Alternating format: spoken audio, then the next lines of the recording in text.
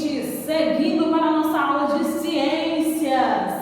Nessa aula de ciências a gente vai continuar falando sobre as plantas, a relação das plantas e como esse processo que ela se dá ao nosso planeta, ao meio ambiente. Bom, vocês vão fazer uma leitura a partir da página 45, na página 48 e 49 vai ter um exercício para vocês trabalharem. Lembrando, recapitulando o conceito das plantas. Bora lá. Bom, eu tenho algumas questões para lembrar.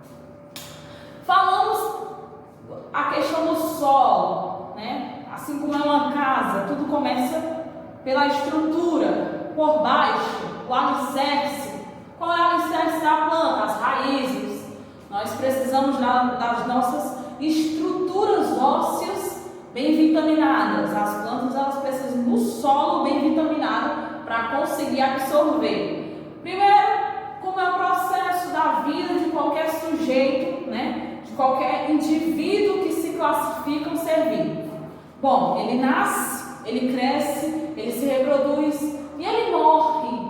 Bom, para ela nascer, ela precisa ser plantada, né? Uma planta ela precisa ser plantada, é meio óbvio. Bom, para isso ocorrer, uma semente, um caroço, algum tipo de elemento desse tem que ser colocado em um solo fértil. O solo fértil ele tem que ter o quê? Bastantes minerais que se adequem àquela determinada semente ou caroço para que se proporcione uma vida ali. Há também a situação de que tem que se ter água. Mas nós fomos falando a questão da existência da vida da planta, que é necessária a luz, porque a planta ela não tem a necessidade de comer arroz e feijão como eu e você. Então o que acontece? A planta ela vai retirar do ambiente o seu próprio alimento, ela não ser autótrofo, foi o que eu falei no vídeo anterior. Então, por ela ser um ser autótrofo, ela produz o seu próprio alimento. E esse alimento vai ser basicamente da energia. É bonito saber disso, já que ela não vai engordar diferente de você, né? Mas, vejamos, levamos em consideração algumas coisas. Se o solo ele não está bom, a gente nota a saúde da planta pelas folhas. Levando em consideração também algumas observações que foram levadas em conta na aula anterior. Assim como a planta ela vai beber, né, ela vai sugar a água do solo, ela também vai colocar água para o ambiente. Foi o que foi colocado no livro de vocês, tem um desenho, e você vai perceber lá que ela transpira, assim como a gente, nós suamos. E a planta ela vai fazer esse processo de transpiração, certo? Bom, também tem uma certa observação que eu gostaria de fazer. O processo da planta, que ela praticamente é uma faxineira do ar. Como assim? Bom, foi falado na aula passada que ela vai absorver o gás carbônico e liberar gás e oxigênio para todo o ambiente. Até aí tudo bem. Mas lembrem que tem um erro no livro de vocês, que está numa paginazinha que eu deixei explícito no vídeo anterior, que o livro disse que acontecia o contrário. A gente não tem como viver com gás carbônico. É tanto que nós precisamos preservar a vida das plantas. As campanhas nas mídias, as campanhas nas redes sociais para a preservação das plantas é devido a isso. Por quê? Porque as plantas elas fazem uma limpeza. Nós precisamos de gás e oxigênio, assim como outros animais que vivem na terra. Bom, existem plantas em todos os ambientes. A gente já nota isso, a gente já percebe isso. Quem cria algum tipo de peixe, quem já viu algum tipo de aquário ou quem já assistiu a algum documentário representando a vida marinha, deve ter notado que existem vidas de plantas nos oceanos, nos lagos, nos rios. Quem já foi a algumas regiões de interior, que existem alguns tipos de rios, deve ter notado certa vegetação vegetação próxima a esses ambientes aquáticos. Mas entra-se a questão, se eu digo que a planta precisa de solo, como é que ela vai viver nessas zonas? Se a planta ela precisa de gás carbônico e tal, e ela vai liberar gás oxigênio e tal, e como é que ela vai fazer isso? Entra essa questão. Bom, vejamos. Assim como existem peixes, eles conseguem se adaptar na água, assim também na natureza vai existir plantas e vão conseguir se adaptar à vida marinha. Bom, isso é óbvio, isso é notório, mas como é que a ciência explica isso? A ciência basicamente vai explicar de maneira resumida que cada planta vai ter a sua adaptação.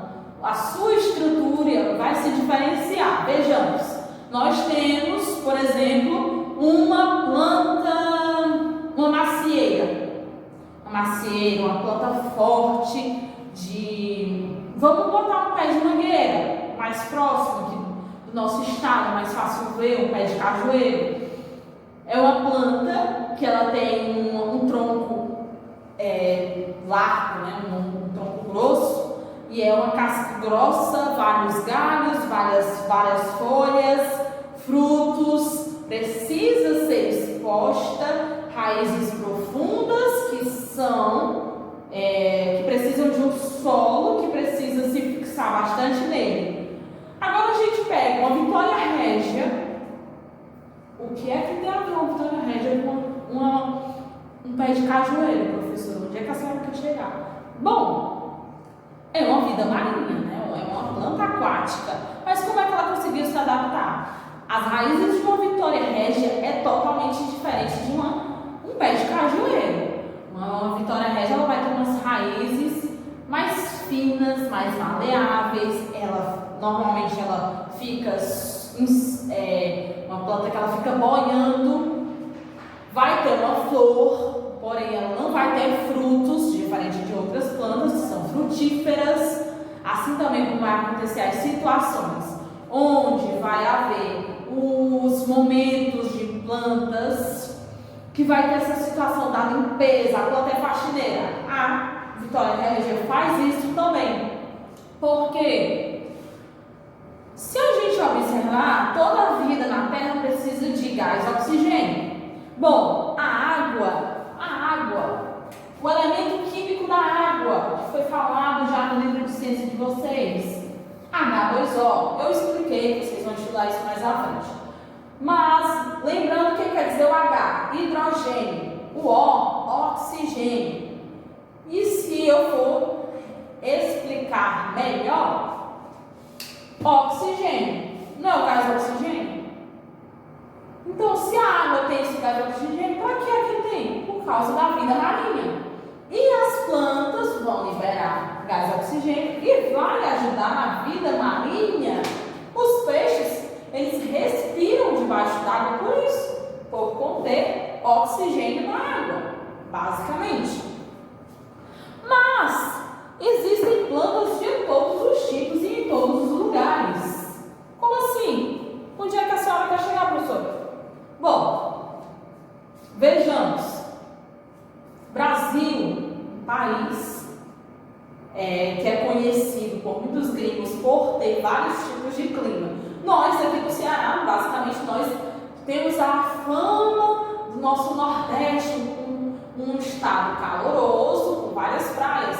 Mas a gente sabe que na região sul do Brasil não é bem assim, uma região mais fria. Bom, para as regiões frias, as plantas também têm que se adaptar, assim como as plantas que vivem em regiões quentes, ou bem mais quentes do que o nosso estado, como nas regiões onde há um determinado deserto. Bom, a gente sabe que existem os sertões brasileiros, e nesses sertões brasileiros existem plantas como cactos, mandacaru, são espécies de plantas típicas da caatinga, e elas têm a tendência a ser mais rústicas, ter esses espinhos para se adaptar. Por que elas têm espinhos? Primeiramente, essas plantas elas vão ter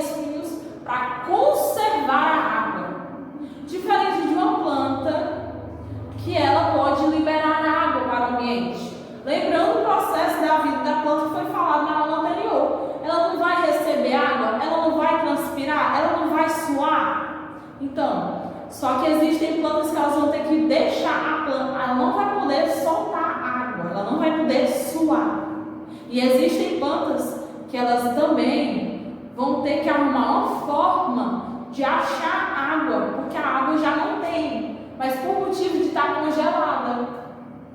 E aí existe a situação, por exemplo, no inverno que eu digo é inverno com neve, não é igual ao nosso inverno com uma chuvinha aqui, uma chuvinha lá não. O inverno de neve, como existe no Canadá, Estados Unidos, Itália, esses países, as plantas elas vão ter a tendência às folhas caírem. Por que as folhas vão cair?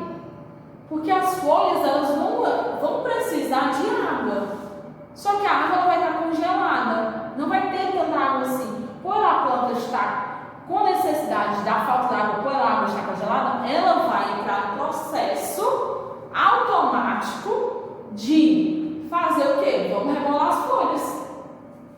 Assim como também ocorre as plantas aqui, como é o caso do mandacaru, essas outras plantas do sertão, que elas vão se adaptar para deixar a água presa para situações de seca, de anos e anos de chuva, né? Então vai ter aquelas plantas que elas vão ter um tronco bastante grosso. Tem uma planta aqui, por exemplo, que é a barriguda, ela conserva bastante água dentro do tronco dela.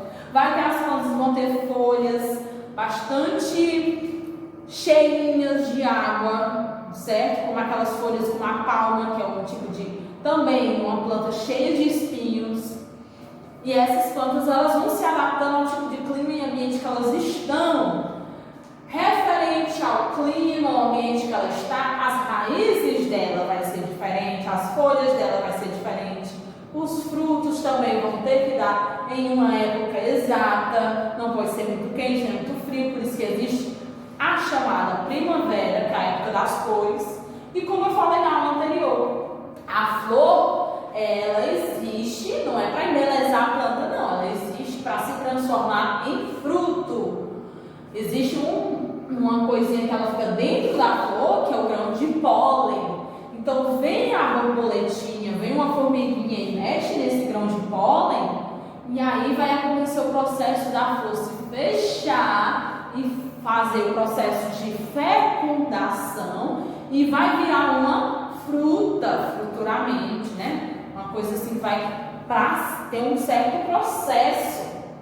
Eu coloquei na lousa alguns nomes, alguns termos referentes a alguns tipos de plantas. A primeira que são as aquáticas, como eu estou falando a vocês, como eu já falei a vocês, que é o processo para que elas servem, como elas vão ajudar dentro de rios e lagos e oceanos. As epífitas. O que são essas plantas epífitas, professora? Bom, a planta epífita, basicamente, ela vai ser aquela planta que ela vai estar bastante em florestas. Eu ia comparar ela com um personagem, mas não, eu vou comparar ela como se fosse uma planta preguiçosa, fraca. Ela precisa do apoio de outra planta para achar luz. Então, digamos, ela está tão fraquinha, que ela precisa de outra planta para ficar por cima, para chegar na luz. Porque se a gente for analisar, quem já viu filmes que passam dentro de bosque, dentro de florestas, é um teto de planta. E por ter esse teto de planta, você não vê muito o sol, você não sente o sol. Você sabe que o tempo está fechando porque vai ficando mais escuro. Você sabe que está de dia porque está um pouco claro, mas você não sente o sol tanto, porque está um teto de folhas, você nem consegue ver o céu. Então existem essas plantas que ficam nessas regiões de mata mais fechada, que vão precisar de subir nas plantas para poder achar nutrientes. E às vezes, vejamos, uma planta, uma árvore antiga, uma árvore de grande porte, antiga, o tronco dela, ela está cheio de matéria morta, de matéria de decomposição. E aí essa planta, ela está tão fraquinha que ela vai usar aquela parte que está no tronco dela para servir de nutriente para ela, para servir como se fosse um adubo para ela. Bom, as plantas parasitas, essas sim eu vou comparar com um certo personagem. O que é um parasita? É um certo bicho ou certo animal que vai precisar de outro animal para viver. É isso. Normalmente as pessoas têm a tendência de chamar outras pessoas de parasita por isso, né? Porque ela não quer depender sozinha, né? Ela precisa sempre de outro sujeito. Bora lá.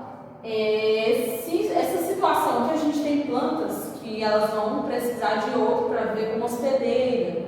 Bom, a gente tem a situação da planta trepadeira, que ela acaba servindo muitas vezes de parasita em cima das plantas, porque ela precisa de um hospedeiro, digamos, para ficar em cima de algo. E essas plantas parasitas, elas têm a tendência a fazer isso também por elas não terem nutrientes suficientes, certo? Por elas não terem tantos nutrientes, elas acabam tendo que achar nutrientes em outra planta, ok? E as plantas incentívoras, como o próprio nome vai dizer, não vai fazer menção, essas plantas incentívoras, elas fazem menção àquelas plantas que vocês já devem ter visto em desenhos animados, que são as plantas carnívoras. Essas plantas carnívoras, elas têm a tendência a comer insetos, mas ela come gente? Não, ela não come gente. Bom, ela vai precisar de um inseto para retirar vitamina, mineral para ela, porque ela não é igual às outras, ela não pega determinados minerais apenas do sol, certo? É uma situação natural dela. Ela vai atrair um inseto com um determinado cheiro e odor e vai captar aquele inseto determinadas vitaminas. É assim que o sistema, né, animal, o reino animal, o meio ambiente, basicamente sobrevive. Bom, deixa eu ver aqui.